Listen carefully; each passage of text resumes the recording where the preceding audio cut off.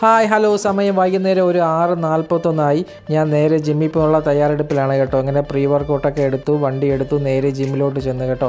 നമ്മുടെ കൊട്ടിയം മസിൽ ഫാക്ടറിയിലാണ് ഞാൻ സ്ഥിരമായിട്ട് വർക്കൗട്ട് ചെയ്യുന്നത്.